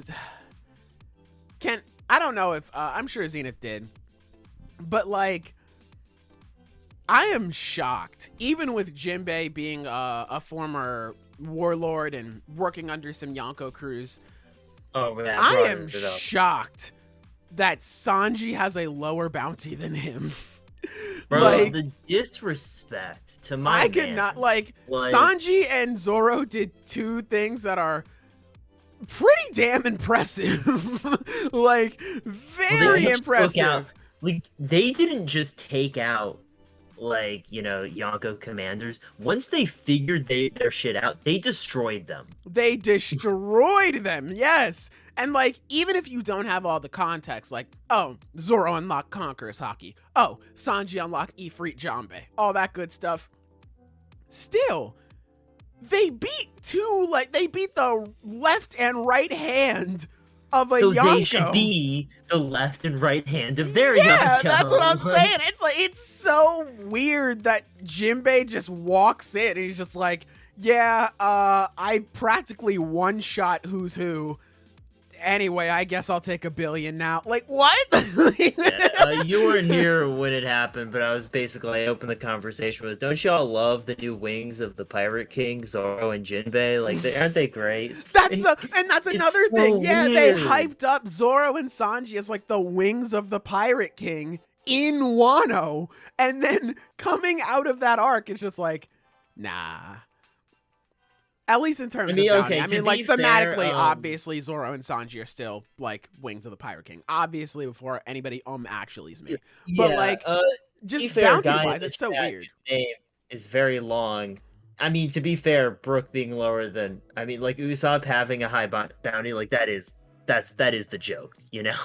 I'm fine with some gags. I just think the gag of, you know, Sanji being 4th place has outlived it's outlived any sort of comedy I think it could have had. You could say that about all of Sanji's gags. None of them are funny. Yeah, no, Sanji is great when he's played straight. Yeah, I love Sanji. He's I don't think any of his gags suck, honestly. Yeah. I would have preferred it if, like, I mean, like, because you have the fucking government. I mean, like, bounties don't fucking make sense anymore. They got $3 billion across the board. Who cares? I would have preferred it if Zoro was, like, his bounty was bigger than Sanji's by, like, 100. Sort of like it is with Jinbei's. I would have preferred that. Like, that would have been cool. Literally, if you just swap the bounties, that's fine. Sanji's like, bounty and Jinbei's bounty should be swapped. That's what I'm saying. Like, if you just swap them, cool, man. That totally fine. No problem. It's just so weird that, I don't know. I mean, I'm happy my boy got in the billions, but come on now. Come on. That's Talk true. to him nice. Hey, we the billion club. Talk to him nicely. I saw some people saying, like, oh, this is just Oda's, you know, showing us now that, like, Luffy as the Yonko, like, he's no longer part of the monster trio. Now he has his own monster trio. He has his commander. I hate that. I don't. He has Zoro's. It's very much those people being like, it's like the same argument of like the new big Shonen 3. It's like, that's not what this means. Like, what are you talking about? Even though it's like, that still doesn't make sense to me, because like, even if he was doing that, why would Jinbei still be higher than Sanji? Yeah, right.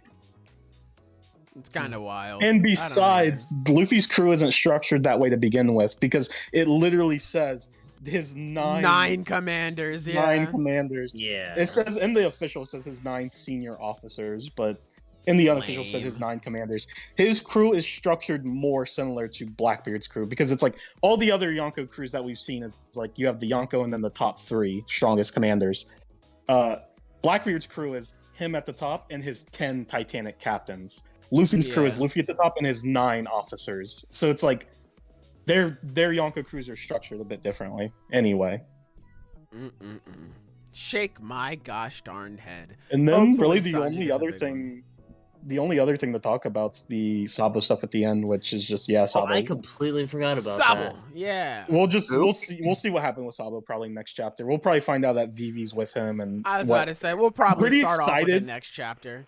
I'm pretty I've excited always because I had my think we'll theories. finally see what happened during the Reverie that Oda's been fucking hyping up for I've years been now. waiting for. I mean, think it's gonna be on break, literal which years. sucks, but yeah. Something that's cool is it's like the chapter is called New Emperors, and instead of showing all the emperors, it's like I would like to see all the emperors, but I think it's cool that it's like we're talking about Buggy, Luffy, and then it goes to Sabo as the Flame Sabo. Emperor. Like Yeah. it is That's really giving cool. him a very similar level of clout to a Yonko, which Yeah. like that's what we were Zenith, talking about earlier, like last. a Do few you like chapters ago. on page 16, the top panel where it's showing the Kamabaka Queendom? Do you like that the shark with all the hearts on it?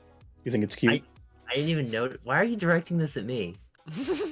I'm just fucking asking you a question, bro. You don't gotta get so defensive. I'm not like defensive. I'm curious. Like, what the fuck? I Do you didn't think even it's notice cute, bro? it. Answer the fucking question, I mean, I guess. bro. You're. Okay. Anyway, I want to say that it's the wording here with Dragon is so weird. Where he's like, "Yeah, Sabo is fine, but if it's true that he killed King Cobra, there will be a reckoning between us." Shut your bitch ass up. Just say y'all argue. There'll This be a man's so reckoning edgy. between us. Shut up. Okay, to be fair, that's how the One Piece translation always is. It's gotta I make know. everything so I dramatic. fucking do not like I the hate English it. translations of One Piece. Yeah, it I've always makes me preferred the sad. unofficial. Yeah, because the unofficial is like much more lax and like casual. This one, everyone's Mhm. all uptight and proper. It's like, what Yeah, the bro, they're fuck? pirates, bro. They're speaking, English, bro. Don't you get it, bro? Yeah, bruv. Yeah, it's just, I don't know. I don't have too much to say. Yeah, I'm done. I have nothing free else my to say nigga about Yeah, Luffy. no, I've got nothing. That's all I really got. Yeah. All right. You have I something you never want had to much say? Something? waiting for this chapter. Black Yeah, no. Clover. Black Uh, Clover. sorry. How we feeling about it? I just want to say Black Clover was good this week. This is a you good know? chapter this Wait, week. whoa, I whoa, like whoa, this what did shit. Silver? I think we cut out. What's Silver say? I thought he said he didn't have Oh, anything no. else. I mean, I was just saying it was kind of just a meh chapter. Oh, Wow. Of I mean- what? Of Black Clover? Black Clover. Oh, yeah, okay. okay. I was about to Yeah. say, wow. I thought you were still talking about One Piece. I was like, oh. damn, Yeah, okay. Okay, go ahead, Silver. Um, Why do you feel that way? Go ahead. Yeah, go ahead. I mean, okay, I was talking about this earlier with Taco. It's just like, hey, because we had, like, if you recall from last chapter, we were asking ourselves all these questions about how things would get resolved, and it just feels like we haven't actually got those questions answered yet. So, I mean, it just feels like it's a lot more like last chapter, all right? And I guess that's just me trying to sum it up. I mean, Okay. Because, yeah, and then of course you got this whole thing at the very end of the chapter, or with Asta dying. Well, you can't see me, but I'm doing air quotes right now. But yeah, because I mean that's obviously going to be a fake out in the end. And anyway, so it's just like I don't know, it just didn't have much. I just didn't really have much to say on this chapter. I hope think she what's- sent him to hell, literally. So, I want like, a hell the big Asta thing arc. That'd be is- sick. I want to put this out here because the whole thing of Asta dying, that was predicted by Julius who yeah. has the ability to see the future. However, his ability to see the future, the way it's portrayed, I don't think it's some sort of omniscient thing where it's like he can get visions of the future. I think it's very limited to his physical view, like to what the future him can see. Because here's the thing, Asta's gonna come back, and he isn't aware of that. Yeah, I mean, So, didn't he also have because the one thing where he was like, yes, everything went as expected except you, Asta. Like, that's why he called him the flaw of the world. Yeah, so it's like I think it's limited because he says all the shit that he's predicted has been stuff he was like there to see. You know, like he was there to see Asta quote unquote die. He's here to see the captains arrive. It's all, he knows exactly how things are gonna go, but there's limits because obviously Asta's gonna show up and save the day. Now, here's why I'm bringing this up, this possible limit up, is that what he predicted is that Asta will die. And as far as he can physically see, Asta just died. Yes. He might have just gotten teleported away by, like, a Lily that's, like, resisting. Yeah, because she is using spatial magic, so it's like... I was originally thinking it was maybe, like, Fenrir pulled him out in time or something. Here's the thing. I just want to say that the idea of Asta having some sort of underworld arc after dying is a very popular fan theory. Sick. It's a very popular fan theory for a reason. It's really cool, and I want it to be the case. I am throwing this out there. It very well, he might have just gotten teleported, and it might not happen. That's what I was I'm thinking. just putting that out there. Yeah. I think he just got teleported to possible. It's well, okay. So there's multiple ways we could take this. I want to ask a question though, because I do not remember. Gotcha. Do we have an answer to what happens to the devils who die in the real world? No, I think they I just don't die. remember. They just die. Yeah, I think they just die. Yeah, Okay. I think so too. I I was don't just think it's gonna be like with Chainsaw Man where they go back to hell or anything like that. Yeah. And I don't think we got any kind of confirmation that was. Because I was wondering if it could be a possibility that Asta did die straight up, like he's killed, but because his soul is like connected to leaps, that they go to the underworld together. Yeah, I think that'd They be really both- cool. That'd They be both cool. get transported there. And then Um, what I was thinking is, so Asta will have his own little underworld arc where he'll probably fight some devils, probably make friends with some of the devils. It's Asta we're talking about. Yeah. And the whole thing with Lucius's power is he can purify the devil's powers and then turn people into paladins, right? Mm-hmm. I think Asta, while in the underworld, will learn more about the devil's power and probably figure out some way to counteract it. Because, like, that's literally what he does every arc. Like, whenever like people get like brainwashed or something, usually Asta's the one to fix it. Like, he's the one that like cures it. I wouldn't mind that. I have a not a huge issue. I would really be annoyed if he just got teleported by Sister Lily, because it's like with the reincarnation arc, the whole deal is you had, other souls going into their bodies and taking over. It's not out of the realm of possibility for someone to resist that, because their soul is still in there. But like here, the soul is changed. Like their mind, their beliefs, how they view things, like it got restructured as far as we're led to believe. So Yes. I would not like it if that's just so easily undermined. I don't think she will. Lily I has think the she ability just to straight up resist like. and, to teleport him away. Yeah, I don't think she teleported him away. I think. I like- hope that's. I'm just saying. I am simply tempering expectations to the possibility. I That will makes say, sense. most of the time when it's Black Clover and we say we don't want something, usually it happens. So it's just Yeah, that That has would be been the the trend case, of things. sadly. But I'm gonna, I'm gonna give benefit of the doubt because this is a good chapter. It was a very good chapter. This I was a enjoyed this very one. good chapter. Yes, I enjoyed I this like one. this chapter quite a bit. I just I want us really to be liked, considering all this is gonna go, because it's like Mhm. it's hard to tell where this is fucking going. Yeah, I really like sure. the reactions of God, the facial Noelle and expressions in this Mimosa. are so good. Yeah. I love Yeah. how Really good. Asta's drawn in this chapter. Oh, yeah, like, no, no. every face. I definitely of did his. love the art style in this. Yeah, the art in this art chapter in is this really chapter. good. I Even think the it's like the last panel with Julius, where you can see his eye through the attack, or I guess Lucius, you can it's see his so eye through cool. the attack. Yeah. That was sick. I love that shit. Yeah, no, Oh the my art God, is dude. great. The fucking official is so much better than the other Yeah, official. yeah. Because the moment when Julius was like, "And I will rule it. The Wizard King will be nothing compared to me. Let's see. Yes, I will be the Wizard Emperor." Here's the thing: Wizard Emperor, not like a super cool title, but much cooler. 'Cause Yeah, in and the unofficials was he goes, lame. "I will be the greatest Wizard King." It's like, Yeah, well, it that's was like, Yeah. shut your Really? bitch ass up. Yeah, that's what I was saying, bro. Just added a I was word. just about to What are say you that. talking about, dude? Yeah, I was just about to say that. I was like, bro, if you don't get your ugly ass up out of here. But yeah, I agree. Wizard Emperor is way better. Wizard It's- Emperor is a lot cooler of a name. Speaking Yeah. of designs, that's though, what it I was, like. Oh, go ahead. I'm sorry. That's what it was for like a. I remember whenever I first started reading some unofficials for Black Clover. They called it like Magic Emperor or whatever. So, I was okay, so this is fascinated. interesting. With the translation... Uh, Sorry, I'm sorry, I interrupted. yeah, go ahead.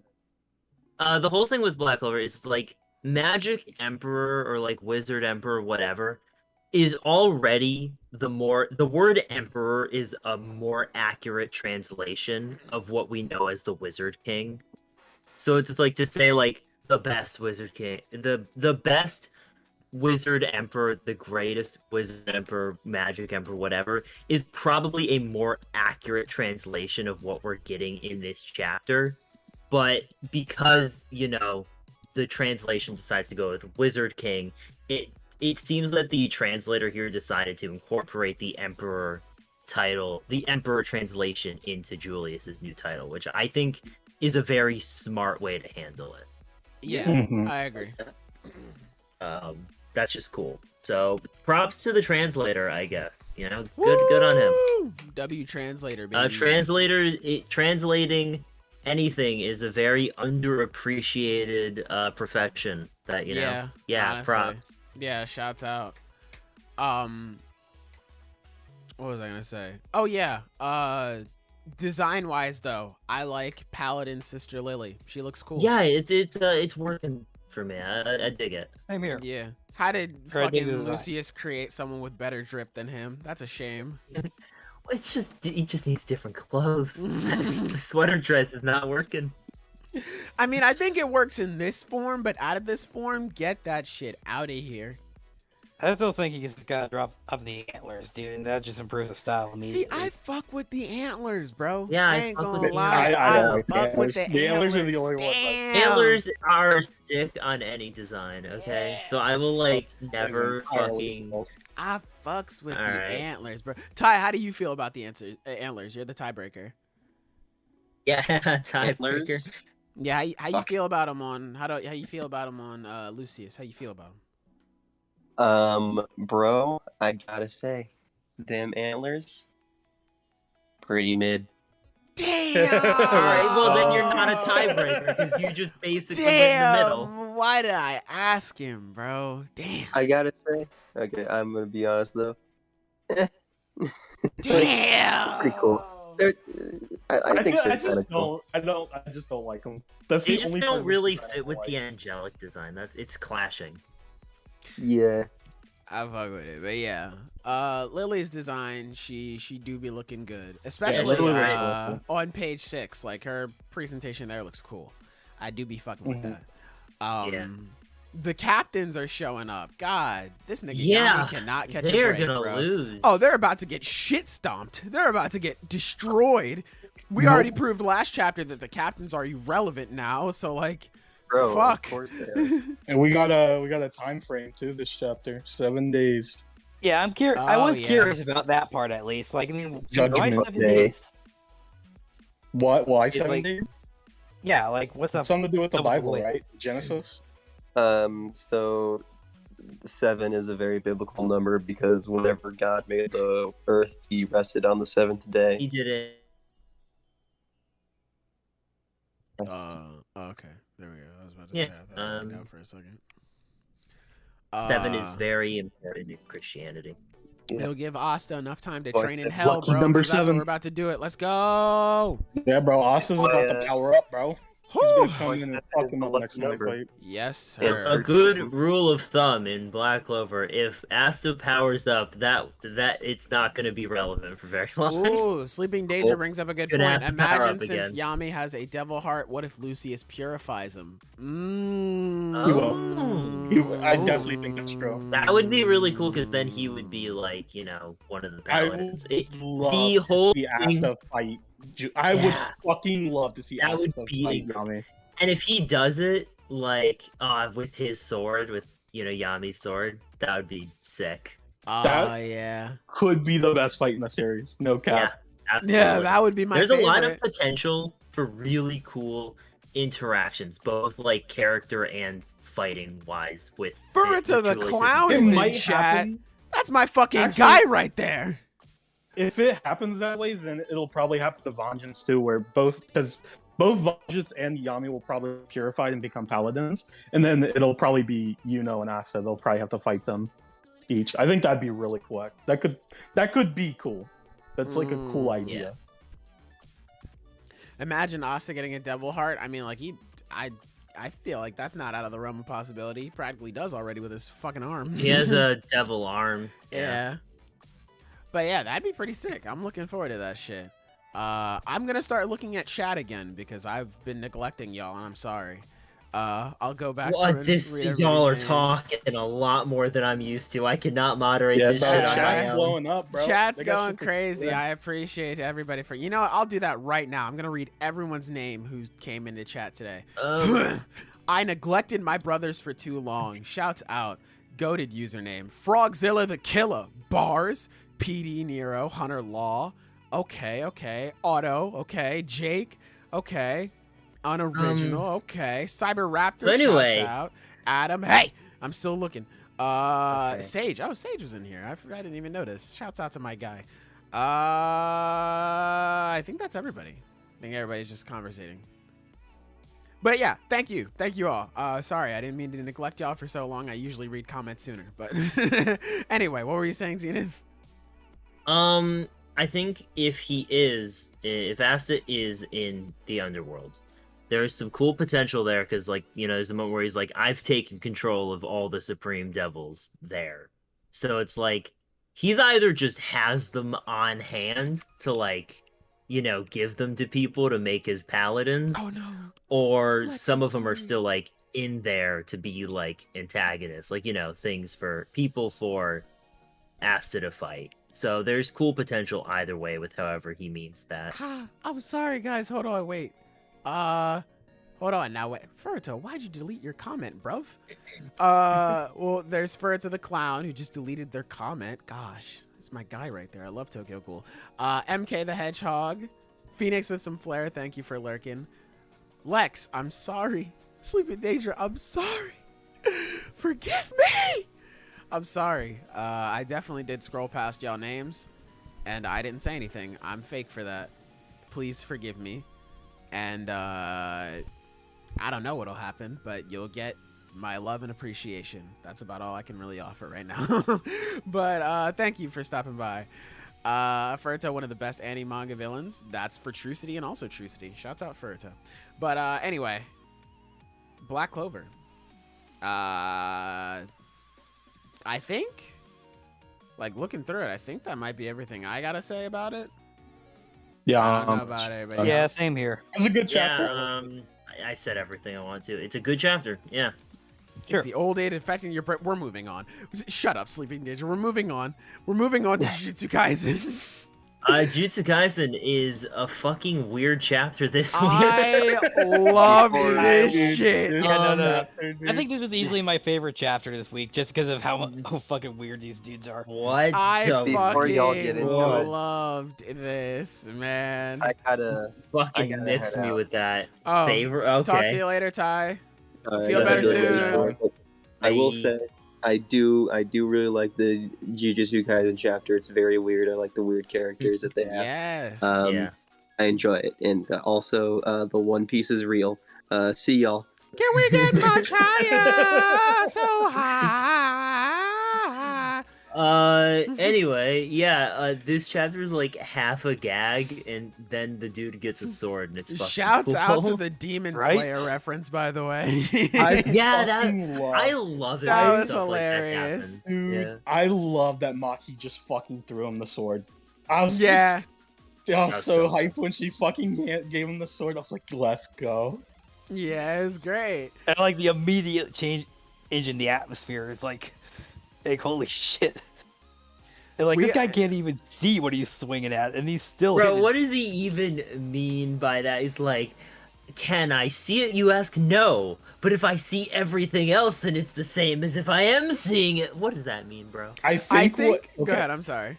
I think what he means is like, if he can see everything besides the thing that he can't see, he can see the way it's interacting with the things around it. So he might as well be able to see it. I That's get what I that. was It's thinking. just so funny. Yeah. Yeah, it's a real good line. It's a really good I line. like it too, especially because of how Maki reacts. Like, what is it that I'm not seeing? Like, I thought that was sick. Yeah. Um, I think this is like, once she reaches her full potential, it's going to be Toji all over again. Yeah. Oh yeah, She's gonna be a absolutely. fucking monster. She's gonna be crazy because I mean, like, it's been building to this point. Because all the way back in Shibuya, when she saw Toji, she was like, "Holy fuck!" And then she got this big transformation, and everybody, like myself included, was like, "Oh, okay, she's on the same level as Toji." So it's very nice to have like, okay, she's got There's like room the to progress. Yes, exactly. Like, okay, she's got the power now.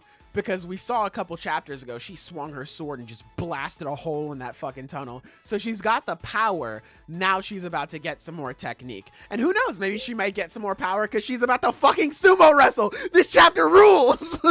I love this shit, man. I never in my life expected to see a sumo match in this series. This is fucking great. I love this. So yeah, we were talking about that last week we were discussing, it's like, what's the purpose of this fight? And then we were like, okay, it appears as if the purpose of this fight is to introduce these two new characters, the Katana and Sumo guy.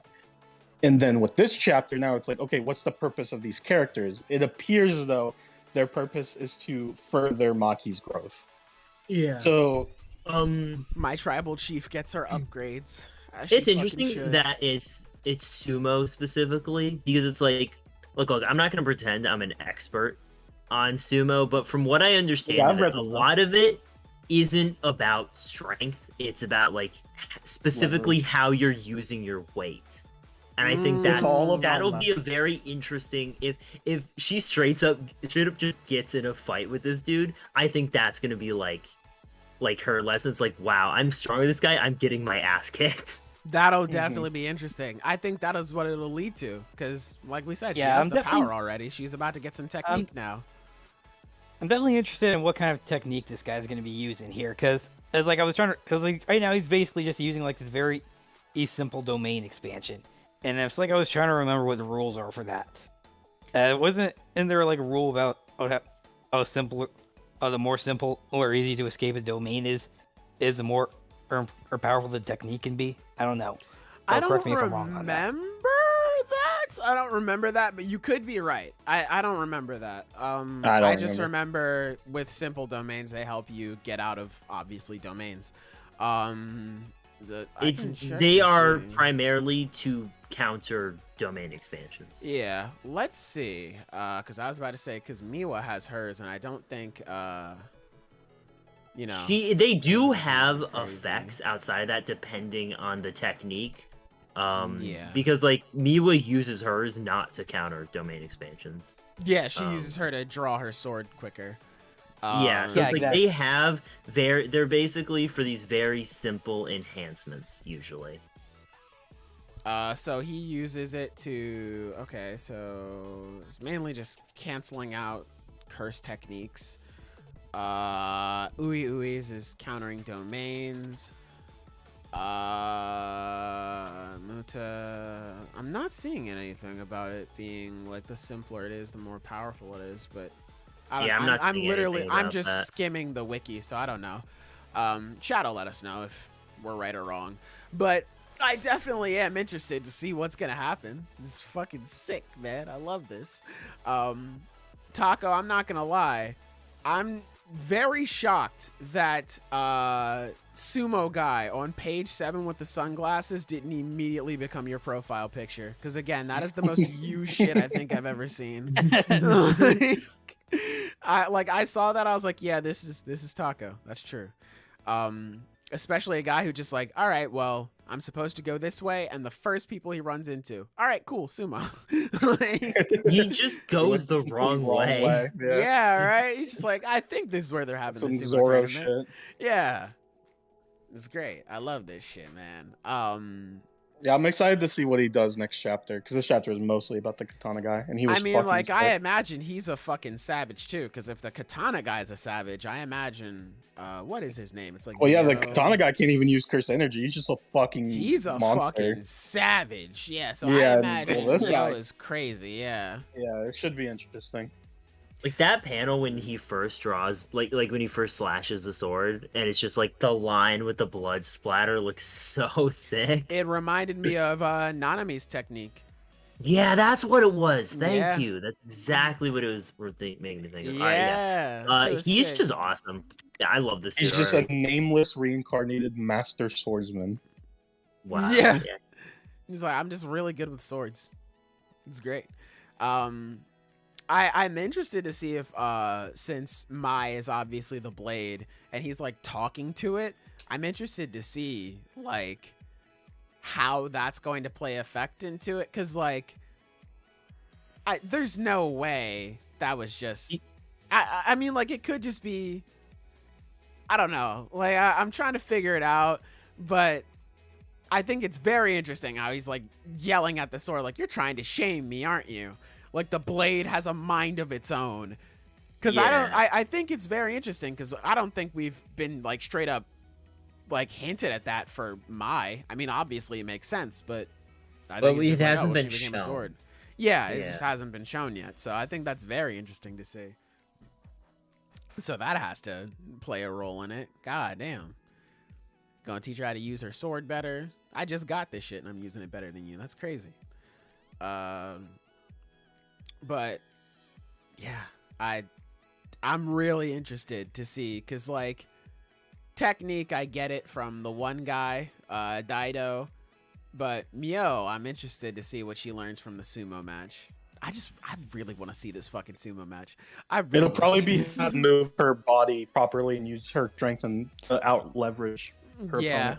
That's true. So she's gonna learn how to be like physically, like use her power better, and also skill with her weapons. Because a lot of it is like she does have skill with her weapons and like just fighting, And she has power. but she is usually like she has generally been stronger than the people she fights. When she was just like a student, you know, like yeah, there were obviously people stronger than her, but she wasn't really fighting them most of the time. She takes too much damage whenever she fights.